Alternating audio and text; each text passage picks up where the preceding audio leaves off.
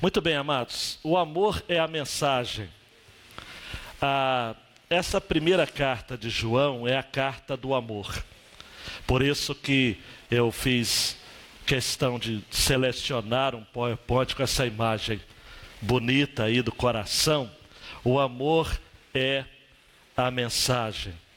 Claro que você sabe muito bem, eu quero saudar aqui também os nossos convidados, você que está acompanhando a primeira mensagem nesta carta, que a primeira carta de João é um dos últimos documentos escritos do Novo Testamento. Nós estamos falando de uma carta escrita provavelmente no ano 90 depois de Cristo. Só perde para Apocalipse, que provavelmente é do ano 95.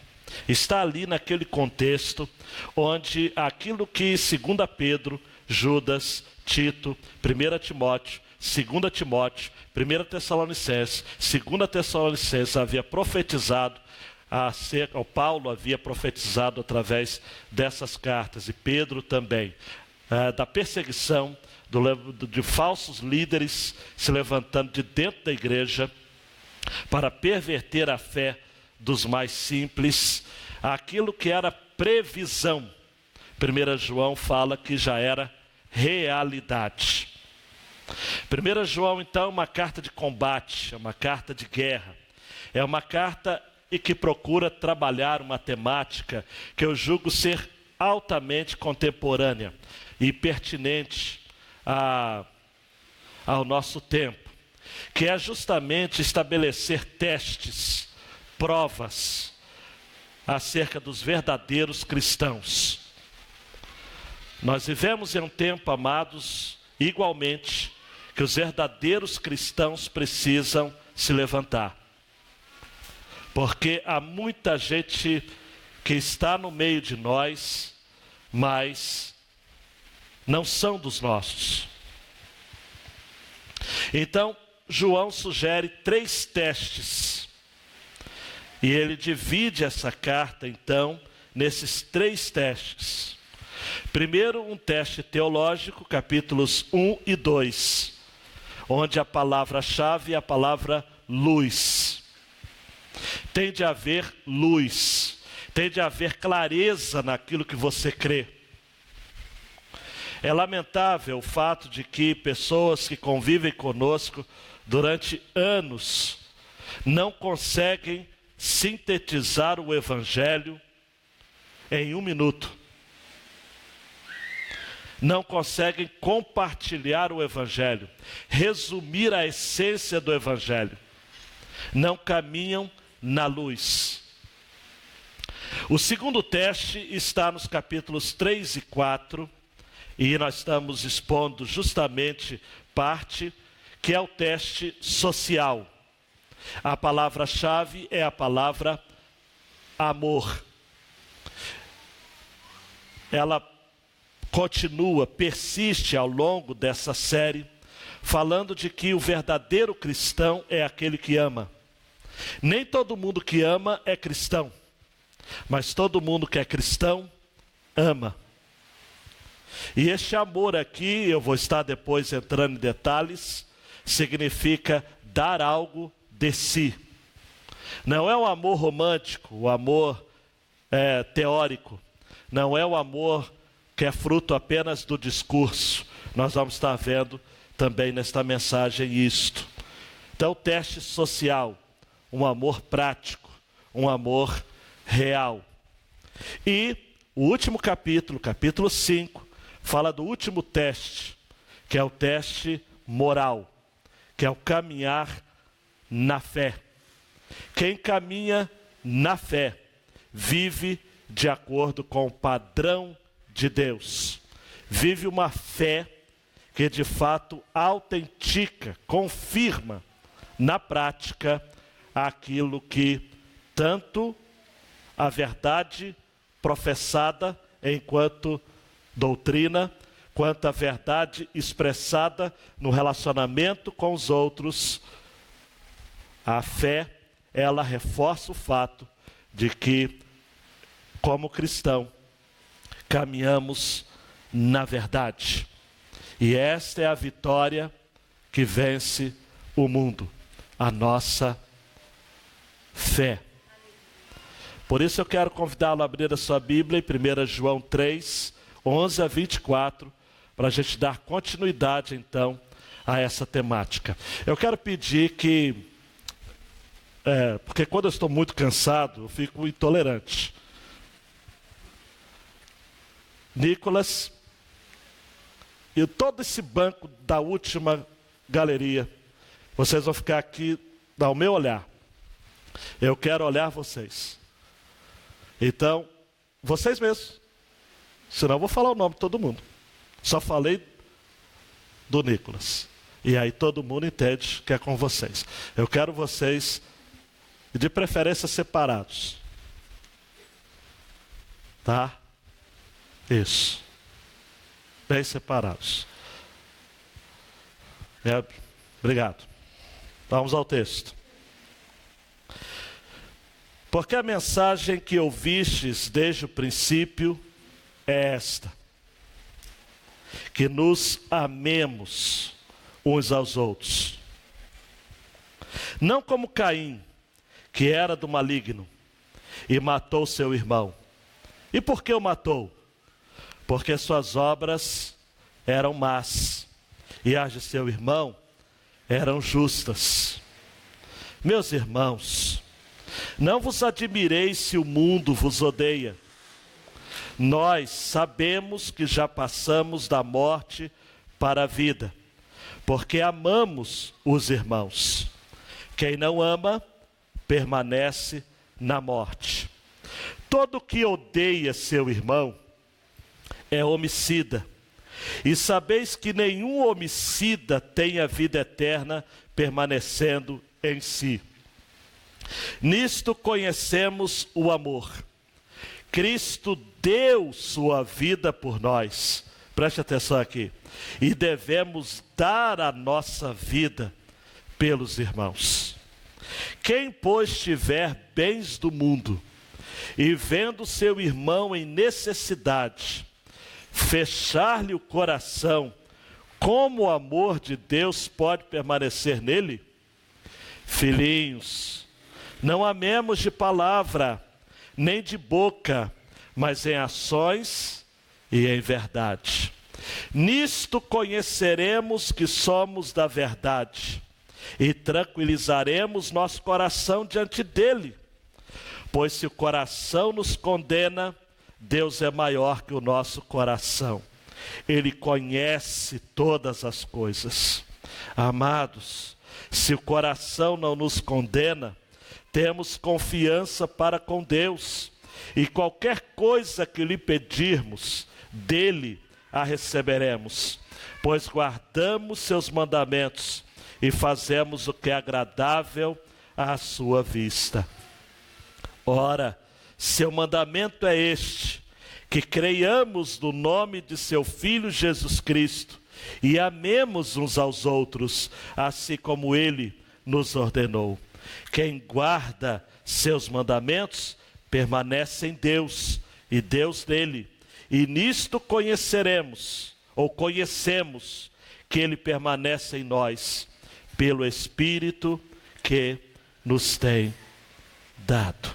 Abaixe mais uma vez a sua cabeça, por favor, e ore ao Senhor, para que ele nos esclareça o que vem a ser esta mensagem, que é o amor, e o amor como mensagem.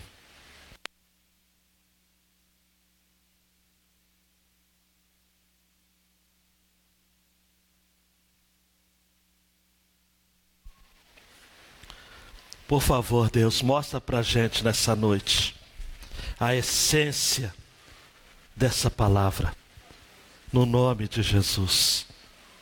Amém e amém. Mateus, dê um clique, por favor. A grande ideia desta passagem, dá para a gente ler juntos? Vamos lá? O amor é a maior evidência de uma vida transformada por Jesus. Vamos dizer novamente? Bem forte, vamos lá? O amor é a maior evidência de uma vida transformada por Jesus. Gente, não basta dizer que ama. dizer que se é cristão. O amor tem que ser evidenciado. O cristianismo é prático. Ouvi certa feita uma mensagem que o pastor fez um trocadilho dizendo o seguinte: o cristianismo não é cerebral. Não é apenas de discurso. E o amor é a mensagem. Por isso que a divisão desse texto, ao meu ver, é simples. 11 a 16, conhecendo o amor. 17 a 24, praticando o amor. Simples. Versículo 11, João diz assim: olha, porque a mensagem que ouvistes desde o princípio é esta, que nos amemos uns aos outros. Sem querer ser chato, com uma aula rápida de português, porque junto aqui é um porquê de resposta. É algo que tem que ser lido imediatamente na porção anterior. Domingo, a não ser o passado, o retrasado, eu terminei a mensagem dizendo de que os filhos de Deus e os filhos do diabo manifestam-se assim: quem não pratica a justiça não é de Deus, nem quem não ama seu irmão. Olhe para mim, se você não ama seu irmão, você é filho do diabo. Ih, pastor, a igreja vai esvaziar desse jeito. É um discurso impopular, e o é, mas é a pura realidade. Então, depois dessa conclusão, João diz: por quê? É uma explicação. Porque a mensagem que ouvistes desde o princípio é esta, que nos amemos uns aos outros. Desde que princípio? João aqui está dizendo o seguinte: desde a plantação da igreja, e eu creio que a primeira carta de João foi escrita para uma comunhão de igrejas na Ásia Menor, onde hoje é o país chamado Turquia. João está dizendo o seguinte: olha, algo que foi ensinado desde a plantação das igrejas nessa região é de que o amor é a base da vida cristã, que nos amemos uns aos outros. E aí João se utiliza da ilustração, que ao meu ver vai ser a ilustração matriz de todo o seu argumento. Ele vai remontar a Gênesis capítulo 4, você conhece bem essa história, em que Abel e Caim, filhos de Adão, são chamados para prestar um culto ao Senhor, um sacrifício, uma oferta ao Senhor, para ser bem preciso, a original. Abel apresenta o melhor dos seus cordeiros, uma vez que ele era pastor de ovelhas. Caim oferece o melhor da sua colheita, porque ele era um lavrador, um plantador, era um homem do campo. Mas a palavra de Deus vai dizer, e Hebreus vai deixar bastante claro, e o texto também de Gênesis, que o Senhor atentou para Abel e a sua oferta, mas não atentou para Caim e para a sua oferta. A ordem dos fatores aqui altera o produto.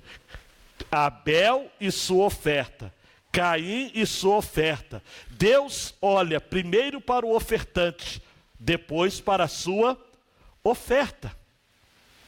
Deus viu algo em Caim que lhe era ruim, que ele era perverso. Não se tratava da qualidade da oferta.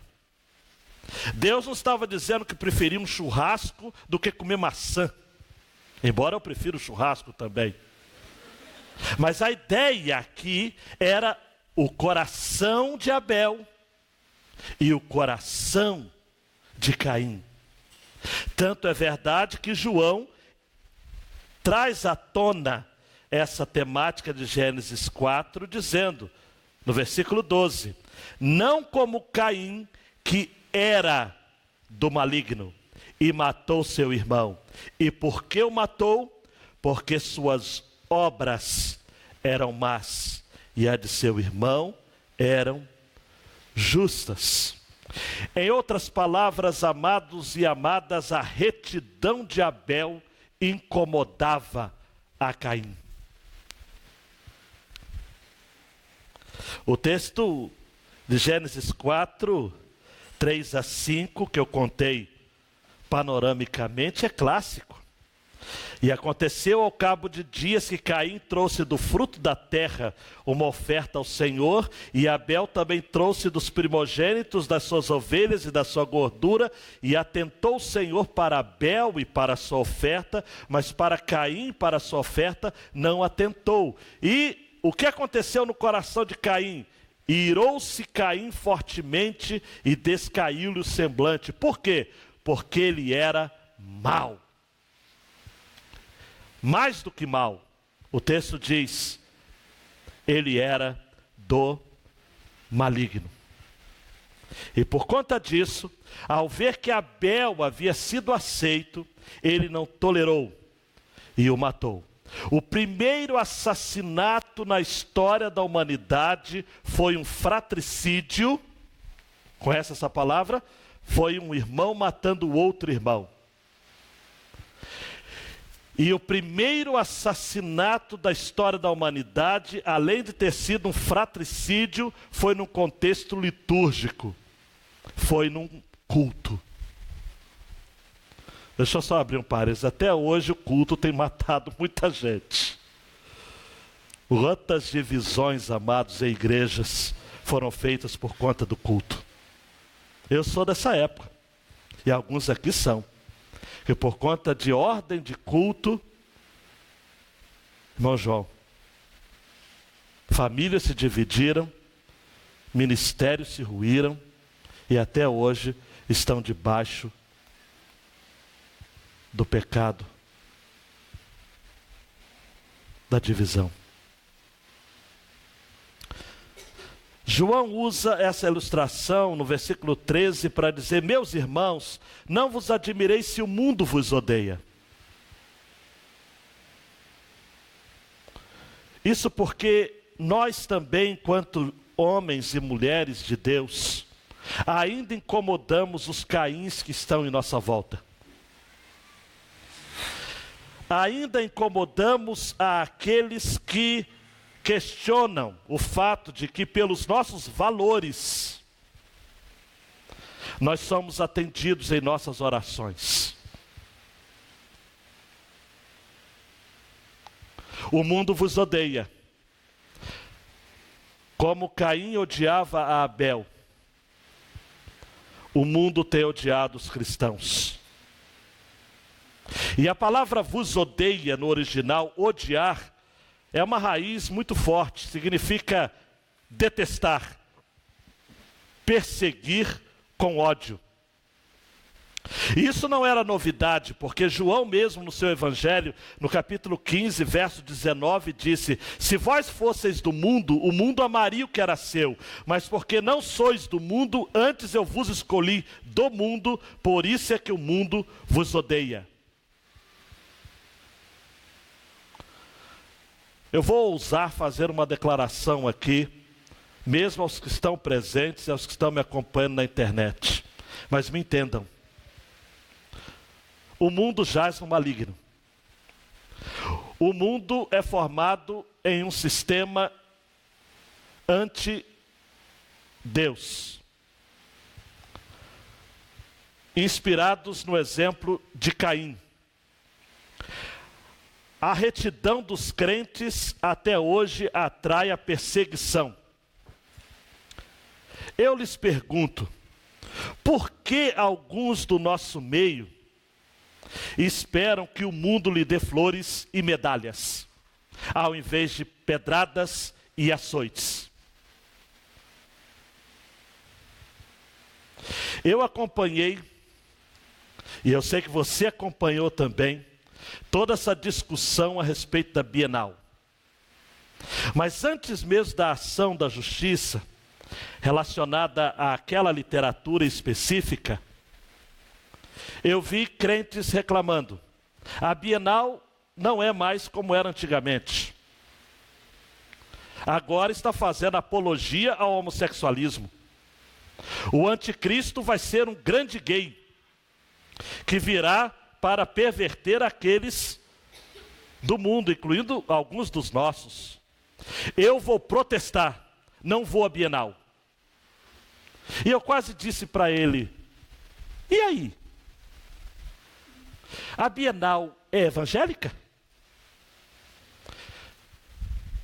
A Bienal promove valores cristãos? Já promoveu? A Bienal é do mundo. Nós não temos que esperar outra coisa do mundo, a não ser isso. Os cristãos amados não podem ficar com mimimi, com mania de perseguição. Vai ser assim, e aperte os cintos. Vai piorar muito, muito, muito mais. Quer protestar não indo à Bienal? Problema seu. Tinha muita coisa boa lá. Vamos pegar os nossos jovens, os nossos adolescentes, trabalhar valores cristãos para que estes façam escolhas corretas. Deixar de ir à Bienal não vai livrar o seu filho do inferno. Antes fosse. Tem pais que falam assim, eu não deixo meu filho brincar na rua. Comprei o computador, botei a internet, está lá no quarto dele, livre das coisas do mundo. Bobinho. Ele não está no mundo. O mundo está no quarto dele. Não dá, amados. Essa briga não é nossa. Essa briga não é nossa. O mundo nos odeia e vai nos odiar para todo sempre. Amém. Nós temos que insistir, amados. A nossa luta não é contra a carne nem contra o sangue. Efésios capítulo 6. É contra principados e potestades que habitam nas regiões celestes. Nós temos que guerrear, guerrear, guerrear o tempo todo. Pega o seu filho na mão, vá à Bienal e mostre para ele. Essa literatura, meu filho, não é de Deus. Olha só, dois homens se beijando. Homem beija homem? E não, então não beija homem. Mostra para ele. Porque um dia ele vai ver e você não vai estar perto. Ou você acha que você vai proteger o seu filho a vida toda? Bobinho você, hein? O mundo nos odeia. João vai além. Nós sabemos que já passamos da morte para a vida porque amamos os irmãos. Quem não ama permanece na morte. Todo que odeia seu irmão é homicida. Qual é o exemplo que João deu sobre homicida? Caim. E sabeis que nenhum homicida tem a vida eterna permanecendo em si. João vai além, amados. Olhe para mim. Ele diz o seguinte: Caim matou seu irmão Abel porque ele era do maligno. Você, igualmente, também mata seu irmão quando você agasalha ódio no seu coração. João está aqui na mesma linha de Jesus, que diz que ouvistes o que foi dito, não matarás. Eu, porém, vos digo, aquele que dizer a seu irmão, você é um cabeça oca, raca, no original. Ou você que odeia seu irmão, você em seu coração já o tem matado. João está complicando as coisas para a gente. Ele está dizendo que se nós já passamos da morte para a vida, a irmã Maria estava em vida, foi para a morte, enquanto esfera humana. Mas como ela já passou da morte para a vida em esfera espiritual, o que nós temos aqui é só o corpo, porque ela já está com o Senhor Jesus. O texto diz, se amamos nossos irmãos, Nova Versão Transformadora, significa que passamos da morte para a vida. Mas quem não ama, continua morto. Você que não ama, já morreu. Só falta cair. Quem odeia seu irmão, já é assassino. A NVT é forte, né? E vocês sabem que nenhum assassino tem dentro de si a vida eterna. E olhe para mim, amado e amada. João Calvino chega a dizer, fazendo um comentário desse texto, que se nós desejamos que aconteça algum mal ao nosso irmão, mesmo que esse mal seja causado por outra pessoa, nós somos assassinos também. Porque o texto diz, versículo 15, todo que odeia seu irmão é homicida. Em outras palavras, você não mata apenas com uma arma nas suas mãos. Você mata também quando você celebra a morte de quem você julga ser do mal. E eu não vou ficar entrando em detalhes, mas você sabe que nós estamos vivendo em um tempo em que se tem celebrado a morte como se fosse final de Copa do Mundo. Eu tenho para mim o seguinte princípio de vida, e creio que isso está no Evangelho. Quem celebra a morte de alguém, por pior que ele seja, já morreu. Porque só um morto pode ser tão insensível para com a vida humana. Olha para mim, amados. Frases do tipo, ele mereceu. Você merece estar vivo?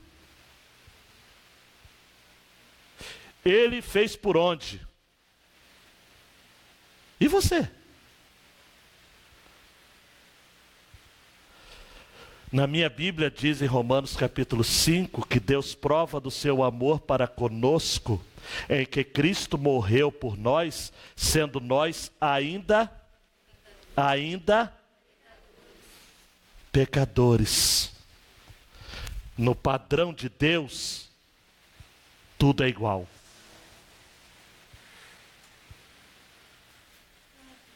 Tudo é igual.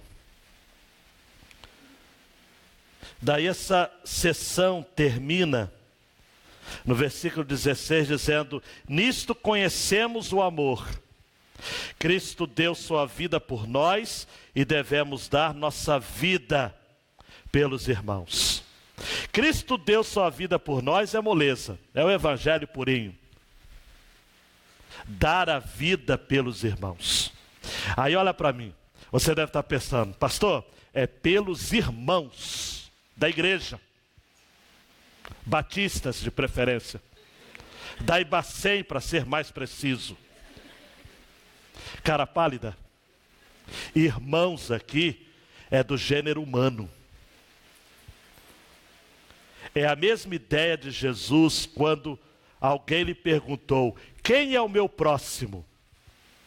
E Jesus contou uma parábola muito conhecida, chamada parábola do bom samaritano. Que não era bom, ele só fez aquilo que ele tinha que fazer. Ele acudiu àquele que estava na sarjeta. Quem é o nosso irmão, Tati? É quem está na sarjeta. Quem é nosso irmão, Adriano?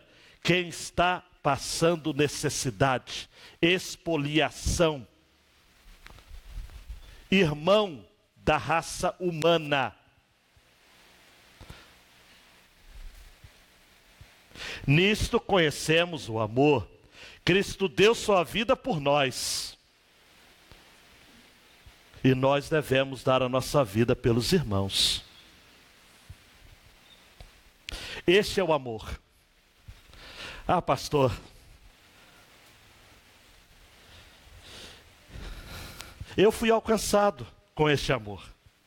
Aleluia. Louvado seja Deus. Alcance outros também com o mesmo amor. Você não foi alcançado pelo amor quando você não valia nada? E Deus dizia, você não vale nada, mas eu gosto de você?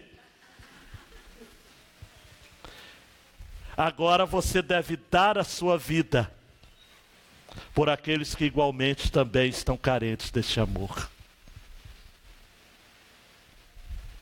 Do mesmo amor, olha para mim.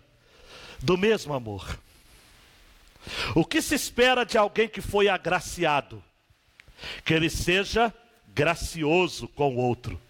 Ah, pastor, me dá só mais um exemplo, que eu não quero ser chato, mas eu estou com dúvida disso. Aquela história que Jesus contou do homem que foi perdoado por uma dívida impagável, 10.000 talentos. E o rei falou, eu te perdoo. E aí esse cidadão encontra um camarada que lhe devia uma bagatela, uma quantia assim irrisória. E esse cidadão falou para ele, me perdoa. E o outro falou, o quê? Me perdoa? Está achando que eu sou otário? Denunciou o cara, pegou no pescoço dele, e a parábola conta que o rei, sabendo disso, chamou em sua presença e disse, eu te perdoei por um valor impagável, e você não foi capaz de perdoar o seu próximo?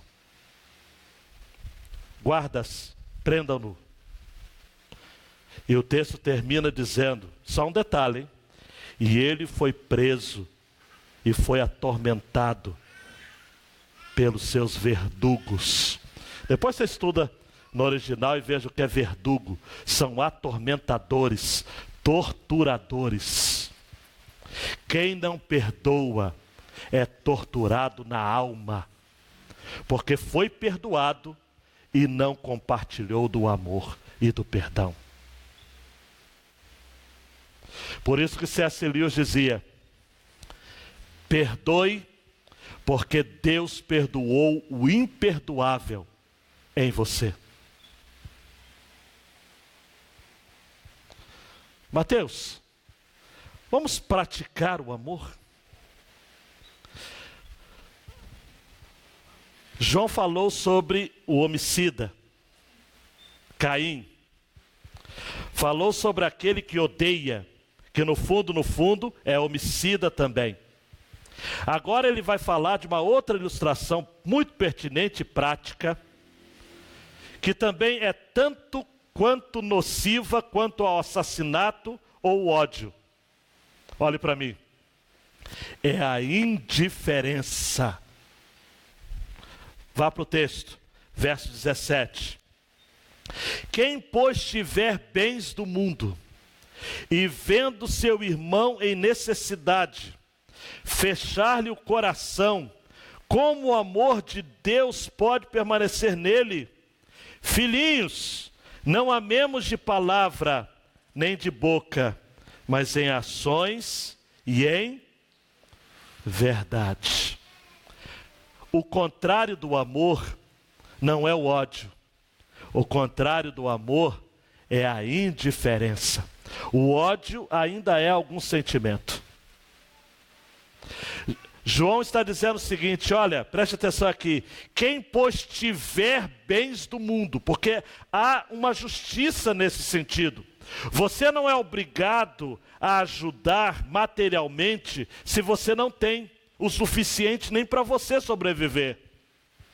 Aqui não é uma cobrança generalizada. Há uma condicionalidade expressa no texto.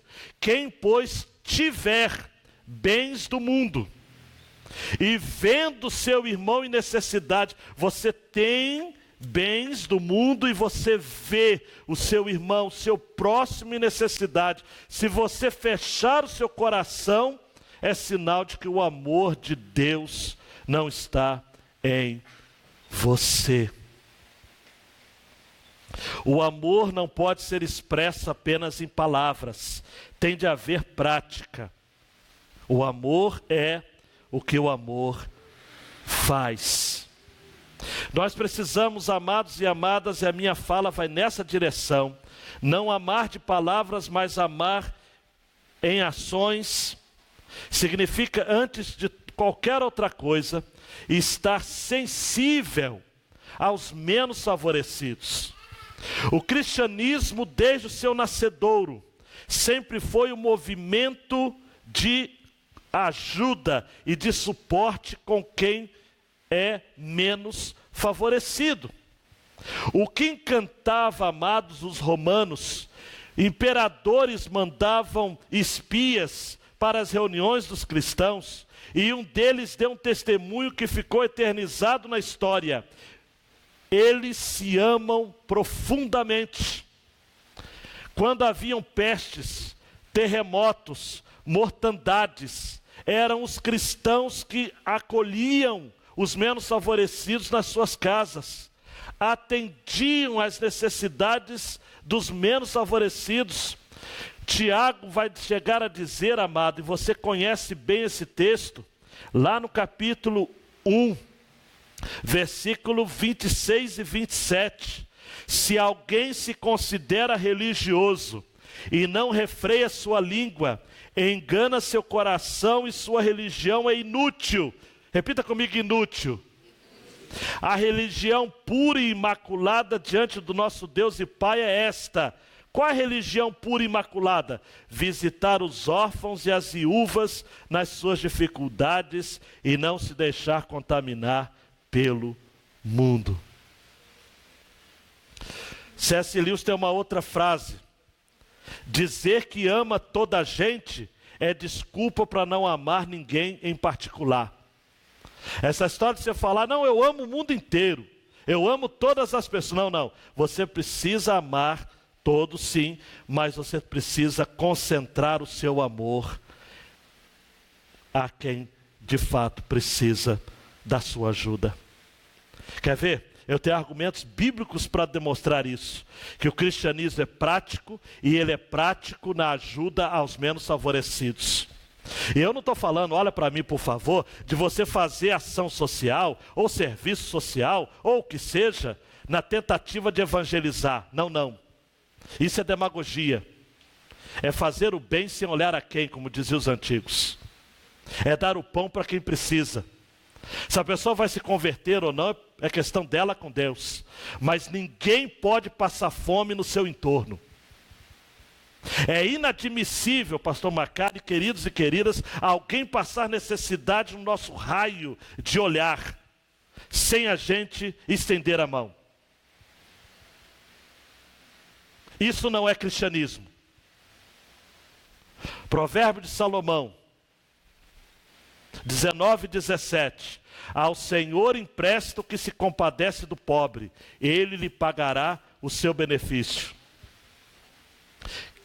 Quem se compadece do pobre está pegando empréstimo com Deus, e ele paga, diz o texto. E eu acho que Deus é bom pagador. Creio nisso. Hebreus 13:16. E não vos esqueçais da beneficência e da comunicação, porque com tais sacrifícios Deus se agrada. Deus se agrada da beneficência. Olhe para mim, amados e amadas, por favor. Não amemos de palavra nem de boca, mas em ações e em verdade. Não ame e faça divulgação. Ame, faça o bem, fique em silêncio, porque o Pai que te vê em silêncio vai te recompensar. Quais são as 3 práticas, amados, que nós temos em Mateus, que são próprias daqueles que são de Deus? Eles dão esmolas, eles oram e eles jejuam. Mas acerca de dar esmolas, Jesus foi muito claro, que a sua mão esquerda não saiba o que a sua mão direita fez.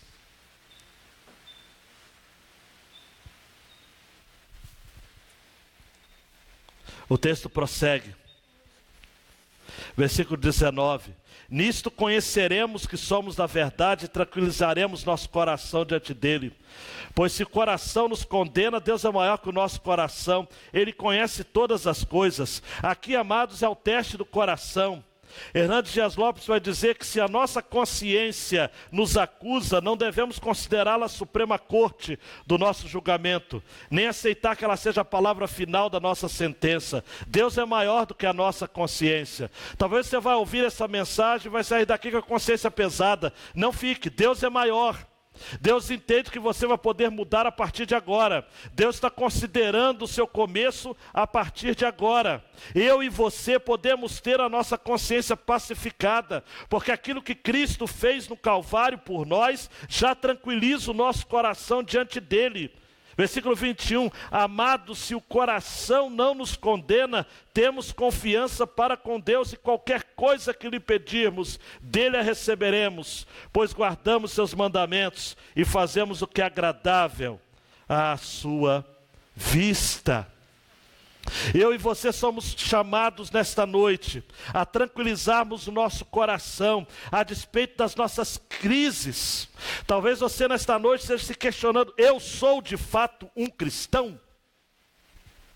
Eu tenho agido de fato como cristão? Eu tenho amado ao meu próximo como a mim mesmo? Eu estou disposto a fazer com que a minha religião pura e imaculada seja visitar os órfãos e as viúvas, livrando assim a minha alma da contaminação deste mundo? Eu estou disposto a fazer isso? Amado e amada, quando somos tentados pela dúvida, podemos olhar a nossa vida pelas lentes do Calvário. Deus é por nós, os recursos dele estão disponíveis para nós, encontramos nele refúgio, exemplo, modelo. Ele não nos rejeitará por conta do nosso passado, ele nos acolhe hoje em nosso presente. Paulo vai dizer isso em 1 Coríntios 4:4, porque em nada me sinto culpado, nem por isso me considero justificado, pois quem me julga é o Senhor. E o Senhor nesta noite está tendo o nosso coração, olhe para mim, como numa grande tela. Ele tem exposto o nosso coração nesta grande tela. E Ele sabe que eu e você temos desejado fazer o melhor. Ele sabe que eu e você queremos amar de fato como Ele nos ordenou. Queremos ver com misericórdia aquilo que o Senhor olha com misericórdia. Amados e amadas, nós não somos chamados para fazermos justiça por conta própria. Nós não somos chamados para mandar para o inferno aqueles a quem o Senhor tem tido misericórdia. Nós não podemos agir assim, porque quem não ama não pode orar. Quem não ama não pode orar. Ah, pastor, mas onde está isso? Aqui, ora, 23. Seu mandamento é este, que creiamos no nome do seu Filho Jesus Cristo e amemos uns aos outros como Ele nos ordenou. Quem guarda seus mandamentos permanece em Deus e Deus nele. João 15. E nisto conhecemos que Ele permanece em nós pelo Espírito que nos tem dado. Quando antes João vai dizer que quando o nosso coração não nos condena, temos ousadia para com Deus, a fim de que qualquer coisa que lhe pedirmos, dele a receberemos, é fruto, amados, é obra do Espírito Santo de Deus que está em nós. A nossa oração é respondida por graça, mas o relacionamento com Deus é mediante a obediência. Eu vou ter que repetir isso daqui, hein? A oração é respondida por graça, mas o relacionamento é estabelecido por obediência.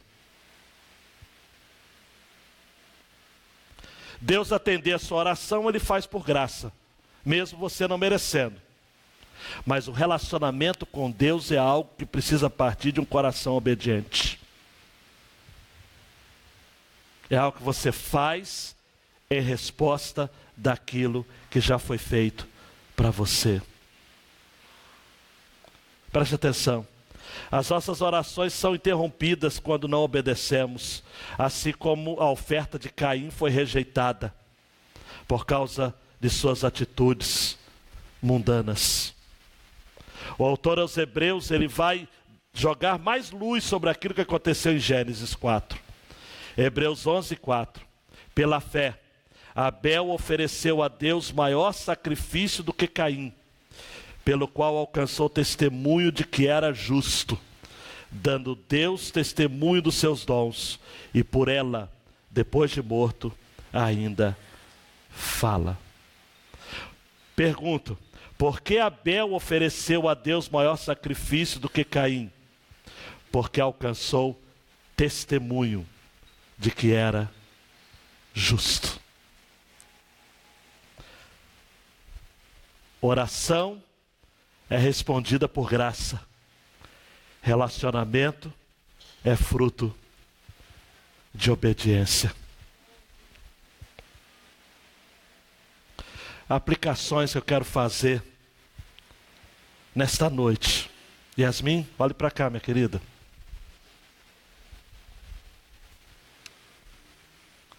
A igreja não pode criar uma mensagem. Ela já tem uma mensagem. E a mensagem é o amor. Já temos o Evangelho. Ele nos basta. Ele já é suficiente.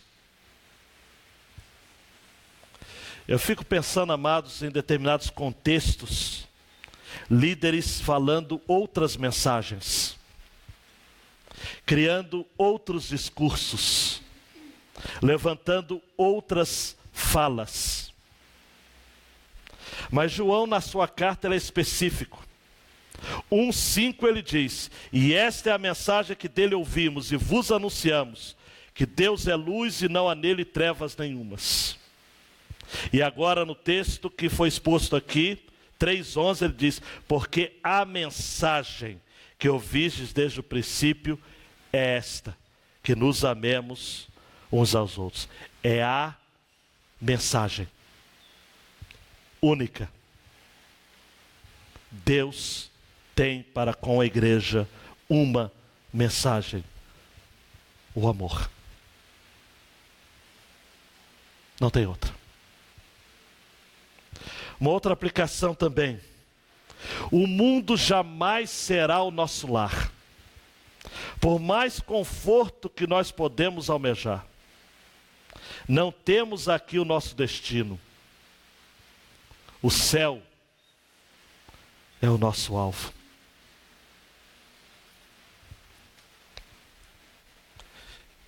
Eu fiquei pensando nessa aplicação, e que tem tudo a ver com o momento que a gente vai estar vivendo daqui a pouco, aqui com a irmã Maria e seus familiares. O mundo nos odeia. E nós precisamos entender a morte, enquanto salvos, como sendo o nosso desmame deste mundo. Porque nada neste mundo nos satisfaz. Quer ver que linguagem eu acho lindíssima? É o que Paulo compartilha em 2 Coríntios 5,1. Porque sabemos que se a nossa casa terrestre deste tabernáculo se desfizer, temos de Deus um edifício, uma casa não feita por mãos, eterna nos céus. Eu e você somos casas, somos como que casas que estão se desmanchando. Mas chegará o tempo que nós teremos de Deus um edifício, que é a mesma ideia de Colossenses 3,4. Quando Cristo, que é a nossa vida, se manifestar, então também vós vos manifestareis com Ele em glória. Aí sim nós vamos ouvir de Deus: seja bem-vindo. Você agora está em casa. Nenhum de nós, amados, está em casa aqui neste mundo. Eu não me sinto em casa. Que bom. Você está indo em direção à sua verdadeira casa. Mateus, mais uma aplicação. Não podemos odiar a quem quer que seja. Quem foi alcançado pela graça tem a obrigação de compartilhá-la ao mais indigno dos seres humanos. É o reconhecimento, amados, que Paulo fez em 1 Coríntios 15, 10. Mas pela graça de Deus sou o que sou, e a sua graça para comigo não foi vã. Antes trabalhei muito mais do que todos eles, todavia não eu, mas a graça de Deus que está comigo. Há uma citação de um homem de Deus chamado Oswald Sanders, que me impactou essa semana. Quando Deus encontra um homem que se encaixe em seu padrão espiritual e que esteja disposto a pagar o preço total do discipulado, Ele usa até o limite, a despeito de suas visíveis deficiências. A graça é para o desgraçado, o desválido, o inútil, o à toa, o perdido. Só se justifica a graça quando aquele a quem recebe o favor não o merece. Porque retribuir a alguém aquilo que ele merece não é graça, é dívida.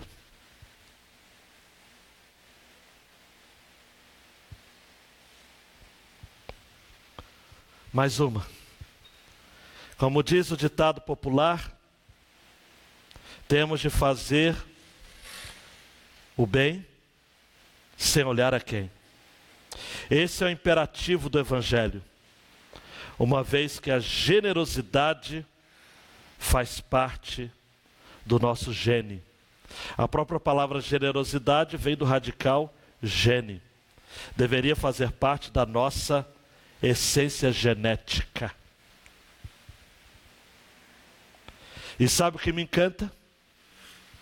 Que o amor é dar algo de si. Isso é generosidade.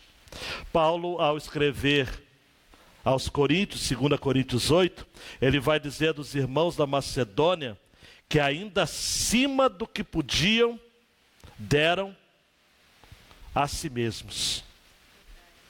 Olhe para mim, corrigindo ou ampliando o que eu disse, amar não é dar algo de si, mas é sobretudo dar algo de si. Deram a si mesmos. E por último,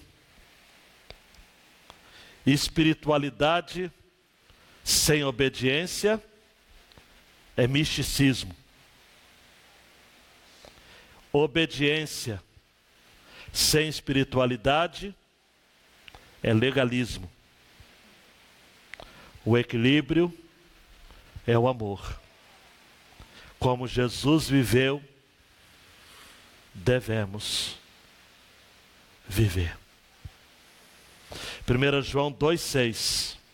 Aquele que diz que está nele, também deve andar como ele andou.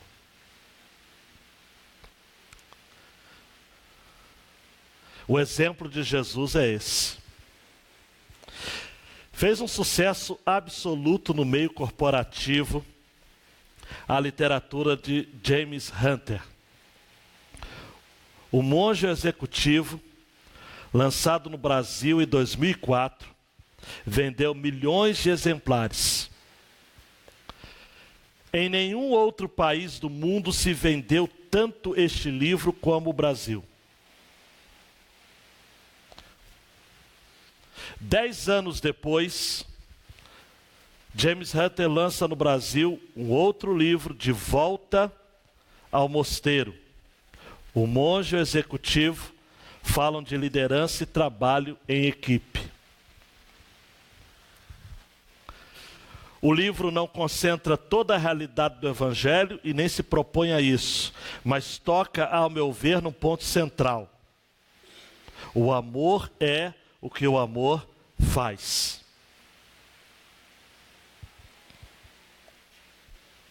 Li tanto um quanto o outro. No último livro, é uma recapitulação dos valores do primeiro. O personagem principal é Simeão, um monge que antes era um líder no meio corporativo. E ele aprendeu algo simples. Na faculdade ele era ateu. E ele estudou muito todas as religiões do mundo. E diz ele que nenhuma lhe satisfazia. Até que ele estudou o cristianismo para entender o que Jesus queria dizer com a palavra amor. E ele pesquisa a fundo e se percebe diante de um absurdo. Jesus chega a mandar no Evangelho que amemos os nossos inimigos. E ele faz o mesmo que eu e você fazemos constantemente. E ele chega a dizer: amar Hitler, amar um estuprador, amar um assassino. Daí Simeão, investigando e sendo orientado por um professor de línguas, descobre que a palavra amor, existem várias palavras diferentes para descrever amor no grego. Uma delas é eros, que significa atração sexual, e storge, que significa uma afeição familiar, mas nenhum desses dois termos está no Novo Testamento. No Novo Testamento, a palavra amor, todas as vezes que encontramos, como nesse texto, é agape, que significa amor incondicional, sem exigir nada em troca. Olhe para mim, por favor. Amar é uma escolha, não é um sentimento. João 13, 35. Nisto todos conhecerão que sois meus discípulos, se vos amardes uns aos outros.